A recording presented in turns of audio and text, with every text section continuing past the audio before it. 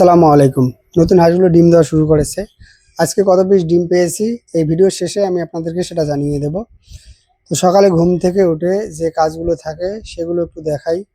প্রথম কাজ হচ্ছে এই হাঁসগুলোকে ছেড়ে দেওয়া। এটা হচ্ছে হাঁসের ঘর। এখানে থাকে দেশি হাঁস, এর পাশাপাশি থাকে রাজহাঁস। আর অন্যান্য ঘরগুলোতে কি আছে, তো হাঁসগুলো ছেড়ে দেওয়ার পর আমি আপনাদেরকে সেটাও দেখাবো। তো হাঁসগুলো ছেড়ে দেওয়ার পর একটু দেখলাম যে ডিম কেমন দিয়েছে। যদিও এখন ডিমটা উঠাবো না, কেননা মুরগি টুরগিগুলোকে ছেড়ে দিতে হবে, চীনা হাঁসগুলোকে ছেড়ে দিতে হবে। তো আমি আপনাদেরকে হাঁস মুরগিগুলোকে খাবার দিয়ে, তো শেষে আমি আপনাদেরকে কতগুলো ডিম দিয়েছে সেটা দেখাবো। তবে আজকে শুধু হাঁস মুরগিগুলো দেখাবো, কবুতরটা কিন্তু এই ভিডিওর মাধ্যমে আপনারা দেখতে পারবেন না। তো অন্যদিন দেখাবো বর্তমানে আমার কবুতরগুলো কোন পর্যায়ে আছে। তো এই যে ঘরটা দেখতে পাচ্ছেন, এই ঘরে ৩টে পার্টিশন দেওয়া আছে। এই ৩টে পার্টিশনের মধ্যে একটা রুমে থাকে মুরগি, একটা রুমে থাকে মানে চীনা হাঁস, এর পাশাপাশি একটা রুমে থাকে চীনা হাঁসের বাচ্চা বা অন্য কোনো হাঁস মুরগি থেকে যখন বাচ্চাগুলো ফোটে তখন মাঝখানে যে রুমটা আছে সেখানে রাখা হয়, মূলত ব্রুডিং এর জন্য। মাঝখানে রুমে এই যে হাঁস মুরগির বাচ্চাগুলো সেখানে রাখা হয়।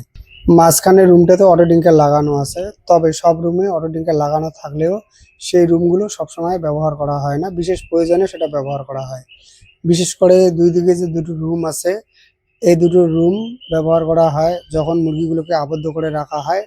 এছাড়াও কোনো মুরগি বা অথবা হাঁস থেকে যখন বাচ্চা ফোটে তখন কিন্তু এই রুমগুলো ব্যবহার করা হয়। আর কালকে প্রচণ্ড পরিমাণে গরম ছিল, আর যার জন্য যেটা করা হয়েছে সেটা হচ্ছে যে দরজাগুলো সব খুলে রাখা হয়েছে, যাতে হাঁস মুরগিগুলো খুব সহজে এসে এই ওয়াটার ট্যাঙ্কার থেকে পানি খেতে পারে। বর্তমানে যে পরিমাণ গরম পড়েছে, এই গরমে হাঁস মুরগিগুলোকে সুস্থ রাখতে পানির কিন্তু কোনো রকম বিকল্প নেই। হাঁসগুলোকে হাঁসের জায়গায় রেখে তো চলে আসলাম চীনা হাঁসের ডিম সংগ্রহ করতে। চীনা হাঁসের ডিম সংগ্রহ করে চলে আসলাম চীনা হাঁসের বাচ্চাগুলোকে একটু ঘাস দিতে। বর্তমানে চীনা হাঁসের বাচ্চাগুলোর নতুন পালক ওঠা শুরু করেছে, তো এই অবস্থায় ঘাস না দিলে এগুলো কিন্তু একে অপরের পালক খাওয়া শুরু করবে। ঘাস কিন্তু চীনা হাঁসের বাচ্চা অনেক বেশি পছন্দ করে থাকে। ঘাস দেওয়ার পর সবগুলো হাঁসকে খাবার দেবো। তো খাবার হিসেবে বর্তমানে এগুলোকে দেওয়া হচ্ছে ফিড, এর পাশাপাশি ধান। গরম থাকার কারণে হাঁসগুলোকে আমি ঠিকঠাক ভিটামিন, ক্যালসিয়াম এগুলো দিতে পারছি না। এগুলো যদি দেই তাহলে কিন্তু এই গরমে হাঁসের সমস্যা হবে, কেননা নতুন করে হাঁসগুলো যেহেতু ডিম দেওয়া শুরু করেছে, এখনো কিন্তু পরিপূর্ণ ডিমে আসেনি, কিছু কিছু করে ডিম দেওয়া শুরু করেছে। তো যখন সম্পূর্ণ হাঁসগুলো ডিম দেবে তখন কিন্তু এগুলোকে আমি ভিটামিন, ক্যালসিয়াম, জিঙ্ক দেবো। যাই হোক, হাঁসগুলোকে খাবার দেওয়ার পর চলে আসলাম হাঁসের ডিম সংগ্রহ করতে। এগুলো হচ্ছে নতুন হাঁস।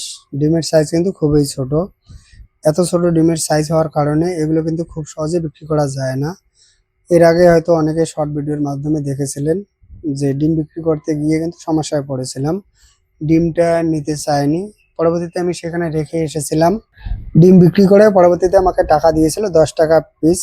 তবে এখন কিন্তু আগের তুলনায় সাইজ একটু বড় হয়েছে। আর আমি যেটা করি সেটা হচ্ছে যে যেগুলো ছোট সেগুলো আর বিক্রি করি না। আজকে ডিম পেয়েছি 35টা। যদি ভিডিও ভালো লাগে একটা লাইক দেবেন। ভালো থাকুন, সুস্থ থাকুন। আসসালামু আলাইকুম।